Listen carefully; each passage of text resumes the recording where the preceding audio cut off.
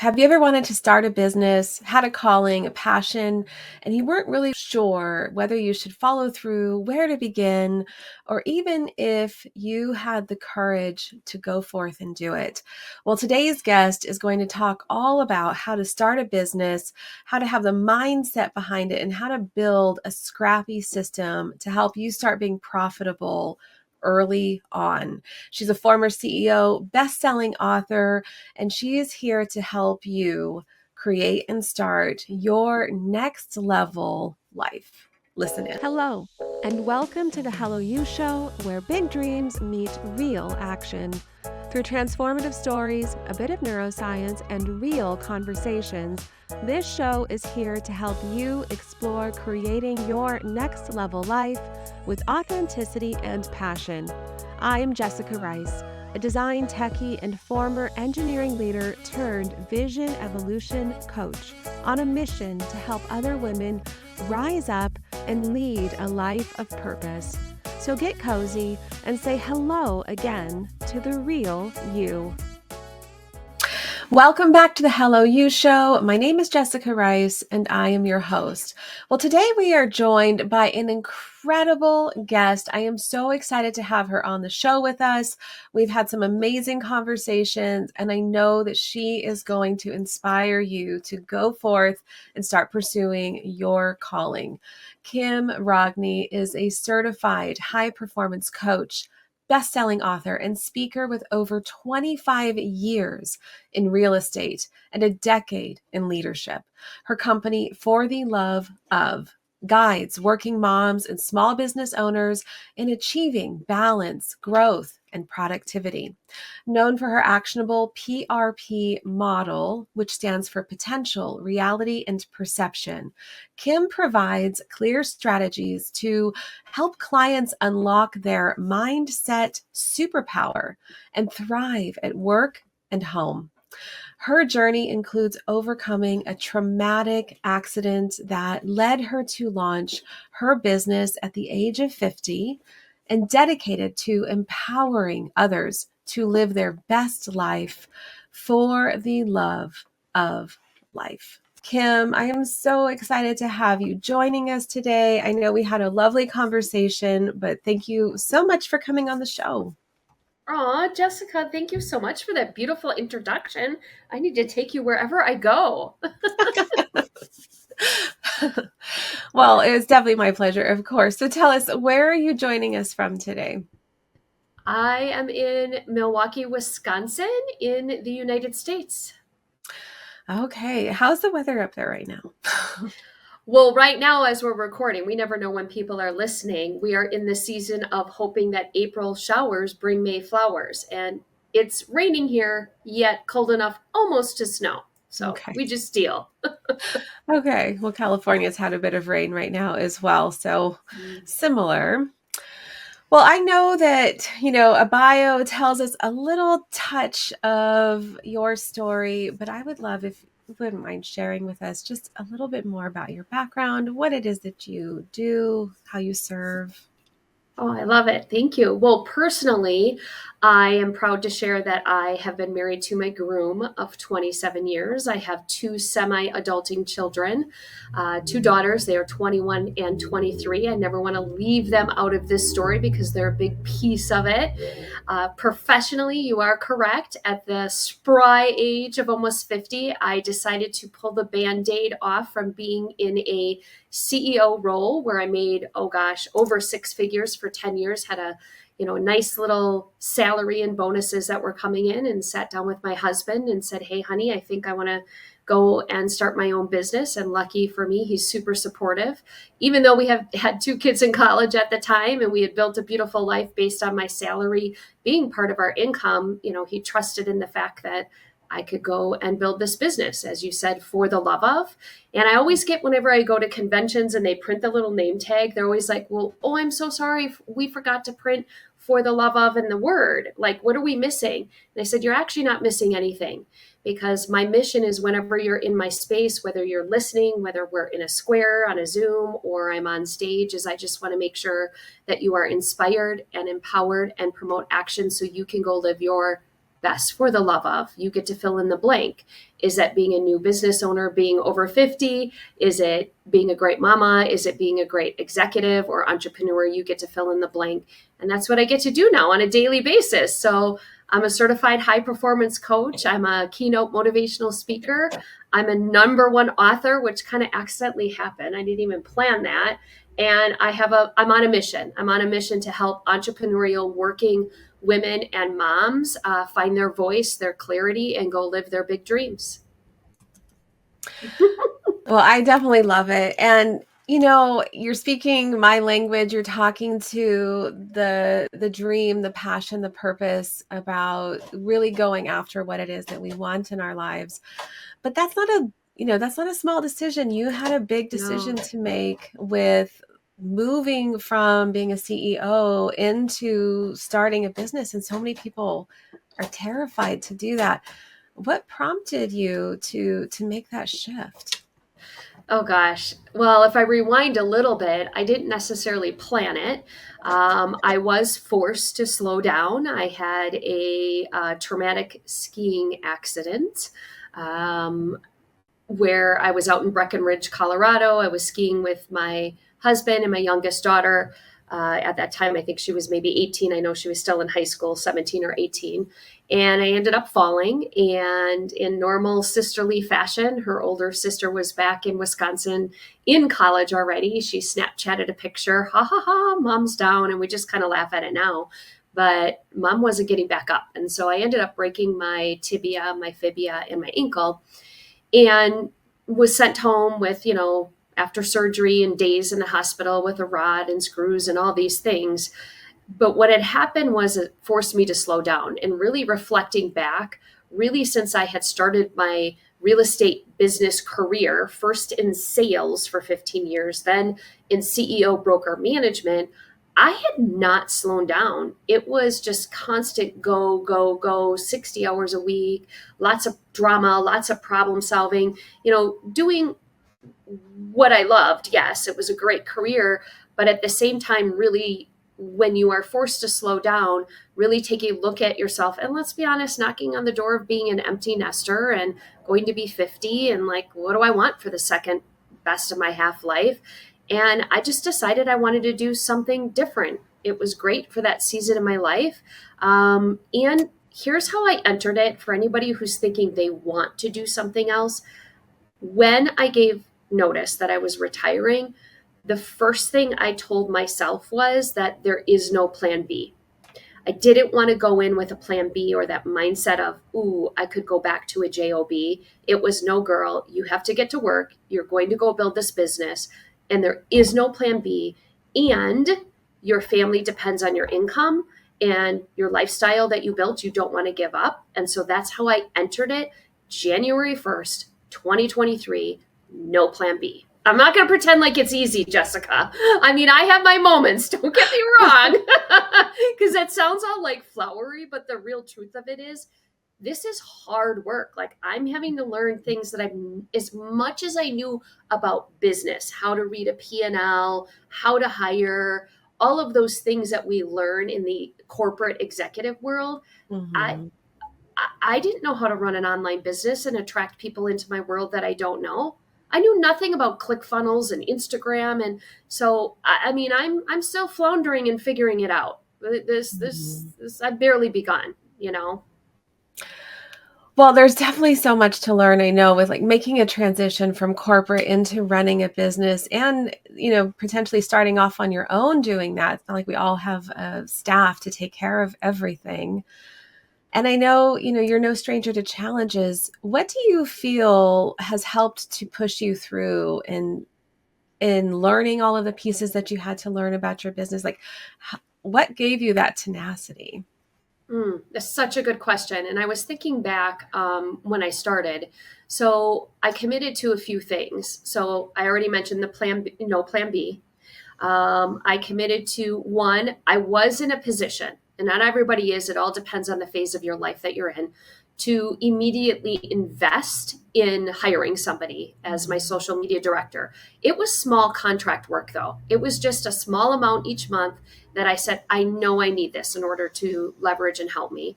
The second thing that I did, I know every year I choose a word of the year. I did this with my leadership team. I chose the word of the year to be confidence, and I put it everywhere. I had a vision board. I was like, okay, you have to embody that word because you're entering a new era, a new season. You don't really know what you're doing. I decided to take action immediately. So when we start our own thing, whether it may be a side hustle, whether it is you're making t-shirts and selling those, or you're opening a bakery, or whatever the business is, I decided the number one thing that I needed to do was to get into action. Everything could not be perfect right away, meaning the website and the URL and the logo. It was I needed to make money day one. And in order to make money day one, no matter whether you're selling a product or a service, you have to go and have conversations with the person that you're looking to serve or the company.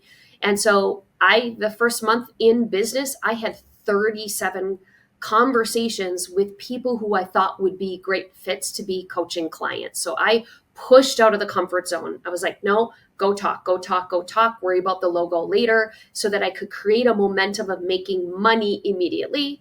That was that. And then the last thing I did, which I fought for so long, is I followed what other top performers and entrepreneurs have been telling me for years, which was slow down, get your mindset right before you go to work. And whether that is you read the book Miracle Mornings by Hal Elrod and you do the Savers, or whether you follow Brendan Burchard or Natalie Ellis, or it doesn't really matter who, Rachel Hollis, all these people who are telling me year after year, journal, journal, journal, whether you use their prompts, whether you get whatever the mindset work that you need to do. And so day one, I went and picked up this dollar notebook from wherever, and I can even read it now today. I've got January 3rd, 2023. I will, I am, I will. And I just started journaling every day, every day. And then, it led to something bigger, because what had happened was I was about 3 weeks into it, and I had a girlfriend text me, and she said, "Hey, Kim, I really want to work on something, on the belief of myself and my mindset. And I thought of you. I thought you could hold me accountable to this." And my girlfriend is 4 years into choosing to live with ALS. And I say choosing because she's doing some things that are not traditional medicine. And, given her diagnosis, she shouldn't really be here today. But I said to her, well, I don't know, girl, I'm doing this weird thing. I mean, I know I used to do it kind of inconsistently in the past, and have had all these notebooks, but I'm doing these journal entries every day to work on my brain and my mindset. And why don't you do the same thing, and we can send each other pictures, right? Let's hold each other accountable. And something really profound started happening to her and to me. And I started sharing her story and my story, and then others wanted to get on board. And from time to time, unsolicited, people would send me a picture of their journal entries. And that's when I was like, oh my gosh, they're right. We have to start with our brain and our mindset and the wiring in order to move past that comfort zone.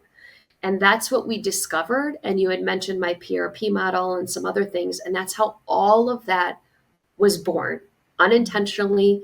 I didn't plan it. That's what happened.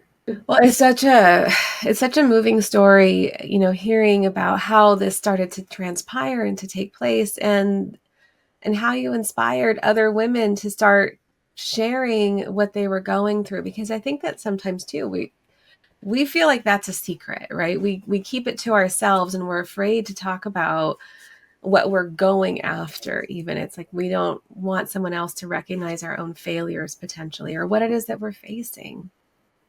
It's so true. And Jessica, do you know what you said to me at the beginning? What did you say? Your hair looks great. And I don't know if people are going to see it. Will they eventually see us, or do they only get to hear us? Oh, they're going to see us. Oh, they're going to see us. Okay. So she goes wherever I go, even on a podcast. But the point is, like, one of the things that I continually wrote in my journal is I can barely go anywhere with the blessing of the hair that I have without somebody saying something. But there's a story behind that I grew up being coined the pretty one. And I had three sisters, or I had two sisters. There were three of us. And there was a pretty one, a smart one, and an athletic one. And I always thought I couldn't be the smart one. And I literally thought I could not come from the and versus the or. It was like, no, girl, you're going to go be the pretty one. And that would have been great, if I was a supermodel and that mattered. And I actually got paid on a Pantene commercial for my hair, but I don't. Okay. Right? Then it would really matter. But I had a lot to work through because I thought that I could not amount to owning a company and following what was in my heart. And so, like, when we talk about journaling and the dirty little secret, like, I literally would have to write out in my journal, I will let go of the fear of comparison, the fear that it sounds so silly and superficial, but it's how we all have these secrets or these things that have happened to us in our life that sometimes we need to put on paper to rewire so that we're fully walking around with confidence, not just externally, meaning, oh, great, look at her with her hair, but I'm talking internally, like in my core, in my cells, like no matter what my hair looks like, I'm still going to be amazing. And so those were some of the things that started coming out as I continually was taking literally only 5 minutes every morning before getting to work to journal. I think it's really powerful that you mentioned that, because I think, and I know you're working with newer business owners and women who are following through on their passions and their purpose. And one of the biggest things sometimes is just putting ourselves out there, getting out onto social media, or, sharing what we're trying to do, and all of the shame or judgments that we superimpose, I think, back onto ourselves as the reason why we don't. Yeah. Do you find that that's true for some of the women that you're working with, that that's a common concern? Absolutely. And also, too, it's recognizing the phase of your life that you're in and what you can do. Because there's the I should do and there's can do. So, what I can do right now, given that my children are semi-adulting, 21 and 23, is very different than maybe what I could have done when they were 5 and 7. And my husband was working a 24-hour shift. He was a firefighter, 48, 96 hours, a single mom a third of the year. It looked very different. And so I think the other thing, and I love that you mentioned social media, is it's a great platform. It's free. We can do a lot of different things on it marketing wise. But what we can also do is get caught up in the comparison trap. So you can go look at me, for example, sitting on my couch, drinking my coffee, journaling at 5 a.m.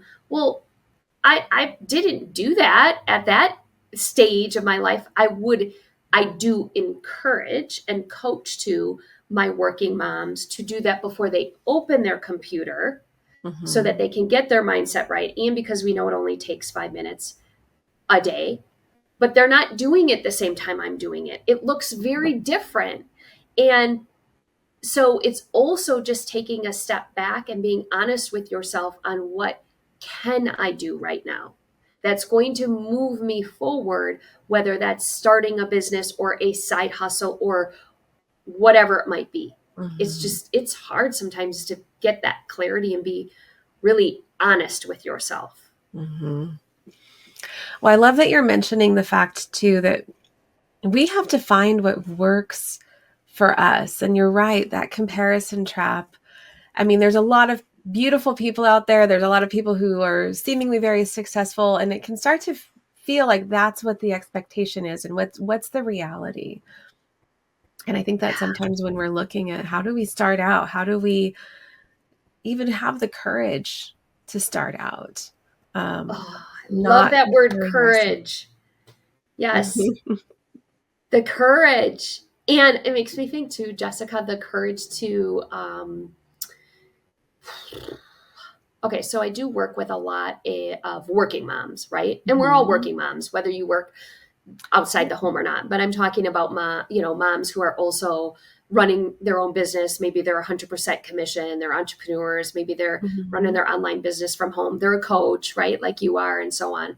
Um, but there's this weird dichotomy where we have this gift to now be able to, as women in 2025, embrace the opportunity to work, right, to start our own businesses, to even get business loans now, which we know the percentages are still really low, but really back in the 19 I think it was like 1980, you couldn't even get a business loan by yourself as a woman. You had to have a man sign with you. So there's all these brilliant things that we now have, but there's a little bit of a disconnect because nobody's talking about, well, what has changed at the home front. And Mhm. we have this, I find that a lot of working moms feel like their worth is in doing it all. They're like, I Mhm. am going to do it all. Girl boss, girl power, right? So they're working 40, 50 hours a week. Then they're also working 40, 50 hours a week at home. Then they're doing all this stuff at home. And so when we talk about courage, it's having the courage to understand that your worth is not in doing it all, and Mhm. having the courage to ask for help. Like, you want to talk about courage. I don't know why we think this way. And I know what it feels like where you're like, my worth is making sure I get everything lined up and the dinner on the table, all this stuff. When Mhm. we don't, that's not the world we live in anymore. Like, ask for help. That takes courage. And that's what I would encourage people to do. Like, where can you ask for help and also not have such high standards? Can you lower it a little bit and just be okay with what's happening right now? I am so happy that you said that because I think, I see this in corporate, I see this within entrepreneurs and just women trying to take it all on. And you're right, we bundle our worth in relation to these expectations that either we set before or society set or somewhere it just got baked into our mind that we have to do this. And the ability to recognize that we are on a mission and we have other things that we have to accomplish. And this is not the thing over here that's always, it's nice sometimes, but it's not what we're here expected to do. And the world isn't Mm-hmm. going to fall apart if we don't do it. If anything, it's an equal opportunity for other people to help and fill in. Right. But are Totally. you Who cares when you go travel for work and if they eat pizza? Like, I can remember like being so concerned about like what everybody was going to have for dinner. Does it really matter? Does it? No, it doesn't matter. yeah. Well, and I think you're touching on that whole idea too, is like if the plane is going down, we have to put our mask on first. And if we're Yes, such a good drowning under analogy. everything, Right. we're not really in service to others Yes. or ourselves in that bigger mission that we're So doing. true. So true. Well, I know you brought up, so tell me a little bit about, your method, the PRP model. How did this come about? Yes. And so obviously, if you're driving and listening, we don't want you to be writing. But if you are listening and you can write this down. And I'll also give you the free download at the end. So don't worry if you miss something. So, with the story of our journal entries, mine and my friend Cindy, and us and me sharing her story and what I was seeing happening to her change in the way that she believed in herself and how she showed up. And when she would journal to me and send me her picture, she looks at an eye gaze. It's an iPad because she can no longer speak, and so she points with her eyes, and it's beautiful technology. And then she texts me a picture, and I started noticing something, like I said, and I was like, gosh, her perception. So the PRP stands for perception, reality, and potential. And I was like, her perception of herself is changing. Like, through us just journaling through these journal prompts, and she's believing in her life and the gift that she has to still be there with her husband and her son. And I was like, wow, her reality is her choice to go beyond the diagnosis, which ultimately is her potential. And that's how it was formed. And I was like, okay, how can I draw this out? Because we know that we can hear words, we can write, but also when we have a visual that we can teach to and speak to, and we hit all of our senses, then we can really take it in and make a change.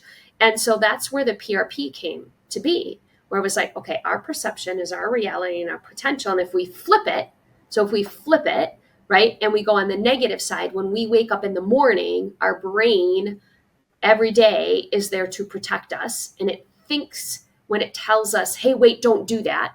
No, you won't be safe, right? That's what our brain is telling us. Or wait, oh, girlfriend, why did you hit snooze another time? Like you said you were going to get up early and work out, right? And it's like the perception is I'm not good enough, because that's what our brain is telling us, because it thinks it's protecting us. And literally our reality is what we're walking around not good enough and doing what we believe that we're not believing that we can go start this company. And so that's the whole PRP model. And it starts with the journal entries. It starts with the how can I release? And so what's really funny is I had shared, for those that were on the visual, my little dollar, when I stole these 3 journal entries from, I don't know, some podcast I listened to. And then after I was researching what was happening, I went and created my own based on research, where there's 6 journal entries that you'll all get in the download, but that's what can happen. And so a lot of times with my coaching clients or when I'm speaking, I'm like, just do this. Just take 5 minutes a day. I give you the journal prompts. You don't have to think about it, and just try it. Just test me. See if you start showing up differently, if your perception of yourself changes. See if it works. Even if you just do it for 30 days, I promise you, you will see a transformation on how you show up for yourself and how you believe in yourself. And that's how it became what it is now today, and what I get hired to speak about. So beautiful. I love that. And I think I can see, sometimes there's just this mental shift that starts to take place, but we have to do that work. We have to start doing that inner work like you're talking about, and being deliberate about that. Because it's not going to just happen for us. There's so many other things in the world telling us otherwise. I mean, advertising alone is usually telling us otherwise. So. Well, yeah. And based on research, I think we have like 60,000 thoughts per day. And of those 60,000 thoughts, something like 75% of them are negative or repetitive, right? That's 43,000 thoughts, right? And so unfortunately, it's almost like there's a clock and it resets every morning. Here we go again. Here we go again. Here we go again. And as much as we can, listen to this podcast, go to a conference, get inspired and empowered, unfortunately, we also have to take the action, because every day we have to reset. Now, we know based on science research that we can actually change wiring, but you have to constantly, it's repetitive to actually change the wiring, if that makes sense. And so that's why the 5 minute a day, people are going to leave here and they'll be like, yes, this is so awesome. Right. And so the good part is we'll give them these journal entries and they can go work on it, or they can find another journal and things that they like and do that, and just watch how they can transform their being. So. Yes, that's so true. I mean, that neuroplasticity that we all have, it has to be tapped into for sure, which is why we have to create habits and all of those things, or we'll just fall back. I think Joe Dispenza talks about that too with, he does. every day we wake up and we do the same things. Well, so tell me a little bit. So you have your book, which became a bestseller, For the Love of Self, How to Change Your Mindset in Just 5 Minutes a Day. Yes. So thank you for asking. So first of all, I do share my story about Cindy in there, which is super heartwarming. I do share the description of my PRP model.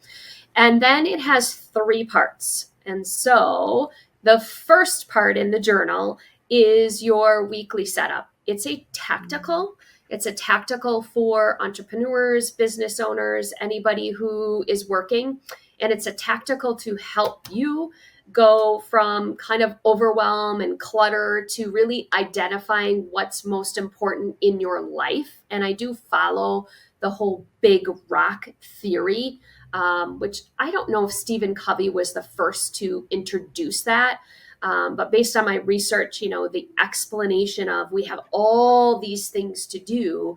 And if you were to take a jar and you were to first put in the sand, which is all the little checklist stuff, and then you would put in the pebbles, which are some additional to-dos, and then you would put in the rocks in this jar. If you go in order of the sand, the pebbles, and the rock, eventually you won't be able to fit the rocks in there. But we know the big rocks are our most important thing. So we really need to do the opposite. We need to put our big rocks in there first, then the pebbles, then the sand, and all the little minutia to-dos which is the sand, will fall in between the rocks. So I give you a system at the beginning of your week to identify your big rocks, and then I teach you how to time block for it. So that's once a week you do that. The second part is your daily mindset. Your daily mindset, which has 6 journal entries that we've researched. I will let go of, and we give you a prompt to breathe out, and you write that out. And you can write the same thing every day. I'll let go of the 10 extra pounds I gained over the holidays. I'll let go of the argument I had. Whatever. We got a lot of stuff we need, let go of it. Breathe it out.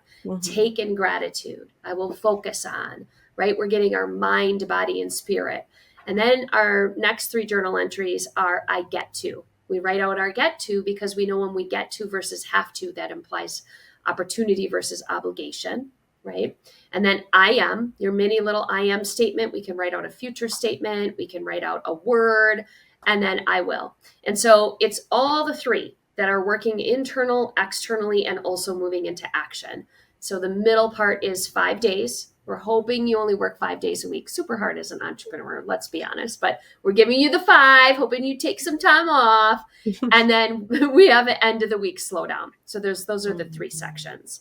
And so one journal, when you get it, will get you through 1 quarter. And you just write in it. Or like I said, you can go to flowself.com, FLO, like for love of, flowself.com, and just go get your free download and write in your own journal and give it a shot. So we give you all those explanations in that free download. And so that's ultimately what For the Love of Self is all about.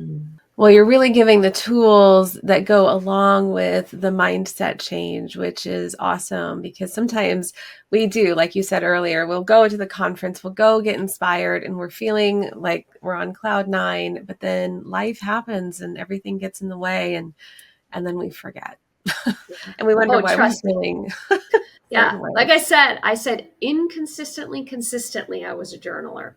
Packs and notebooks and tried them all and whatever. And so, yeah.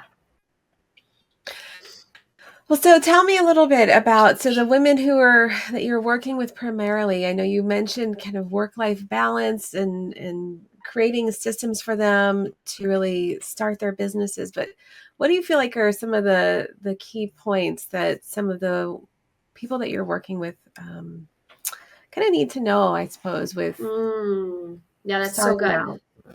Well, okay, first of all, I'm just going to read a statement and then I'm going to give everybody a tool that they can use at home. So I've just got it sitting here over on my other monitor. High performance living is the ongoing feeling of full engagement, joy, and confidence that comes from consistently living from your best self.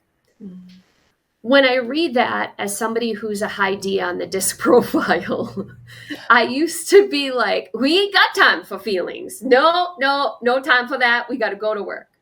But I've noticed a change. And I've also noticed in the high performing people high achievers that I coach, is when we can actually take a step back and ask ourselves as we are running these big lives and big businesses, how we want to feel.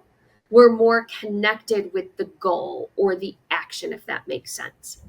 And so one of the systems, because I'm also a systems girl, one of the systems that I coach my high performing working moms to is building out their own CEO home system.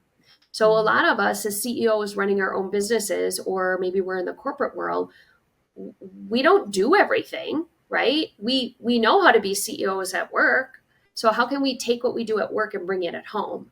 And so how can we together make lunch with our kids, not make it for them? How Mhm. can we teach our kids from the age of 7 to do their own laundry? How can we teach them to pack their own luggage when we go to travel as a family, right? Do we need to make a list? Do we need maybe print out some pictures or and put it up on a board? And so I did a vision board with my kids where I printed out all the pictures of the things that they needed to pack for their backpack and going to school. And so I just want to encourage our working mamas to, you are so smart, you're so intelligent. And so all of those systems that you use at work, how can you bring them into your home? And it's a beautiful thing from somebody who now has semi-adulting girls, because I actually interviewed them about my CEO home system to poke holes in it and find out what I could, what Mhm. would you do differently? Mhm. And they now admittedly, even though they grumbled, they're like, gosh, mom, this has been such a gift, like the things that we can do now. I will tell you this. I'm going to give you one other takeaway. What they told me they wish I would have done. So here's where you can learn from one of my mistakes. When we've got youngins and we are managing the school email and all of the activity emails, it is so overwhelming, so overwhelming. And I immediately, as soon as my kids were on devices and knew how to use a Google Calendar, we had a family shared calendar. And I was like, listen, kids, if you want to go to the sock hop, okay, I just dated myself. Does anybody even use the word sock hop anymore? We'll just say the school dance, okay? You have to put that on the calendar. Like, it's not my job to make sure you show up there. You put it on the family calendar. And so I would always forward them the school emails or the communications or the whatever. And one of my daughters said, Mom, do you know how many times we like miss things or we forgot things because you did not remember to forward the email? So they said, you know what I would recommend to your moms? This is what they told me, because I said I was interviewing them for my working moms course. You need to tell your moms, your working moms, they have to have a completely separate email that is only for school activities and only for school. And the entire family has access to it. Period. I was like, brilliant. Because then it doesn't get commingled with everything else. So that was their recommendation. There was like, this is what you did wrong. You missed things. You didn't forward the email. So I just want to recommend that to you guys as a little tip from them. That is such a good idea. My brain was like, bing. That's a I really good know. idea. Yeah. Wow. Yeah. Brilliant. Well, I love the idea too of empowering them, because I know that sometimes as kids, and let's face it, sometimes our whole families start looking to us to solve everything, but we're not empowering them. And when we're busy, then we're stuck with all of the other mess that starts to take place. Yeah, totally. Well, I love that. I think that could be actually really helpful for probably anybody, really, is Yeah. thinking about how are we empowering ourselves through empowering everyone else in our lives as well. So tell me, what is the best way that people could reach out to you, get in touch with you? Yes, please do. First off, you can go to kimrogne.com. That's KIMROGNE.com. Lots of information there, free downloadables, a bunch of stuff. I would say I'm most active on Instagram, which is at Kim Rogne. And then for my journal, to get some free downloads that fit you, you can go to flowself.com, FLO self.com. And for any working moms that are listening, I also created a download, flowworkingmoms.com, FLO workingmoms.com. Both of them have the same journal prompts and whatever, but we just speak to the working mom and give them examples, right? Some journal entry examples as to how to use it. And so go get your free download and start your mindset transformation now. And you can certainly find For the Love of Self, the whole journal, if you want, on Amazon as well. Well, we'll definitely put all of that into the show notes so that it's very easy to find you and get in touch with you. I have a question. So, Yeah. as a final thought, if there's a woman who's really considering how she's going to step into her life, this next purpose, this passion, really following their calling, Mm-hmm. what Mm-hmm. would be a message that you have for them? Probably, I would say slow down for a moment and get out a pen and paper, and whatever is on your mind, your wish, your dreams, get some clarity. So it always starts with clarity. It's like, what do you really want? Sometimes we don't know because we haven't slowed down enough to write it out. And then how can you go do it? It doesn't mean you do it today or tomorrow or even 5 years from now. But when you look at that list, maybe it's not even starting your business today. Maybe it's just studying. It's like, okay, I'm going to go find somebody else who is a coach and I'm going to go study them. Or maybe I'm going to read a book or I'm going to listen. And so we're in a world where it's portrayed, especially on social media, that in, 10 days, I started my business and made $1 million. Well, I'm going to tell you this right now. That's a lie. That's a big fat lie. So sometimes we just need to take a step towards the direction on where we want to go. And so just start with that. Just get some clarity and write in free form. Put your thoughts on paper without judgment or comparison, and then pick one teeny tiny small thing that you can do to start working towards that. So amazing. That's excellent insight and advice for anyone who's considering going forward and really considering, how do we gain that clarity around what we're wanting to do? That is probably the biggest piece. Well, I have so enjoyed our conversation. I appreciate you coming on and sharing all these little nuggets of wisdom with us and encouraging other women to really take their power back and go forward in their calling. Oh, well, thank you, Jessica, for all you do with this podcast. You're amazing. Well, thank you. Well, and thank you for everyone who is listening in today. Make sure that you reach out to Kim, download the books that she has provided, and get journaling. Until next time. Thank you for tuning in to the Hello You Show. It's been a pleasure to have you with us on this journey today. If you found value in our conversation and want to support the show, please take a moment to like, follow, and subscribe so you never miss an episode. We'd also deeply appreciate it if you could leave us a review. Your feedback not only helps us grow, but also enables others seeking inspiration and authenticity to discover our community. Until next time, keep embracing your story with purpose.